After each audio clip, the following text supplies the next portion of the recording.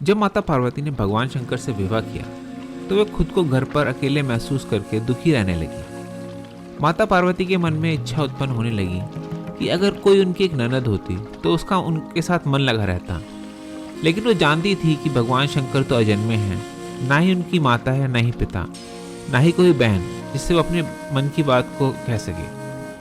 भगवान शंकर तो ठहरे अंतर्यामी। उन्होंने माता पार्वती की मन की बात को जान लिया और माता पार्वती से पूछा कि कोई परेशानी है क्या देवी। तब माता पार्वती ने अपने मन की बात शंकर जी से कह डाली और कहा कि काश मेरी एक ननद होती तो अच्छा होता। भगवान शंकर ने माता पार्वती से कहा कि देवी, मैं तुम्हें अपनी बहन और ननद तो लाकर दे दूं, पर क्या अपनी ननद के साथ तुम्हारी बनेगी? तब माता पार्वती ने कहा कि क्यों नहीं बनेगी।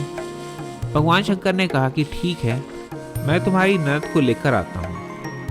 भगवान शंकर ने अपनी दिव्य शक्ति और माया से एक माया रूपी देवी को उत्पन्न कर दिया।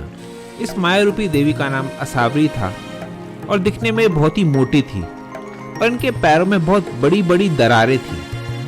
भगवान शंकर असावरी देवी को लेकर माता पार्वती के पास पहुंचे और माता से कहा कि मैं तुम्हारी ननद को ले आया हूँ।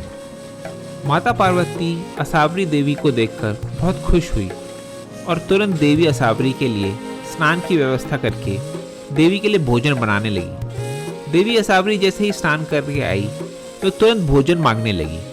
तब माता पार्वती ने देवी को भोजन परोस दिया। जब देवी असावरी ने भोजन खाना शुरू किया तो माता के भंडार का सारा खाना खा गई और भगवान शंकर के लिए कुछ भी नहीं छोड़ा। इस वजह से माता पार्वती दुखी हो गई और देवी असावरी के लिए वस्त्रों की व्यवस्था करने लगी। मगर माता जो भी कपड़े देवी असावरी को देती वो छोटे पड़ जाते, जिससे वो देवी के लिए दूसरे वस्त्रों की व्यवस्था करने लगी। इस बीच असावरी देवी को एक मजाक करने की सूझी और उन्होंने माता पार्वती को अपने पैरों की बड़ी बड़ी दरारों के बीच में छुपा लिया, जिससे माता पार्वती का दम घुटने लगा। जब भगवान शंकर ने माता पार्वती को ना पाया तो देवी असावरी से पार्वती जी के बारे में पूछा तो देवी असावरी ने शंकर जी से झूठ बोल दिया कि उन्हें नहीं पता। शंकर भगवान ने देवी असावरी से दोबारा पूछा कि कहीं ये तुम्हारी कोई शरारत तो नहीं।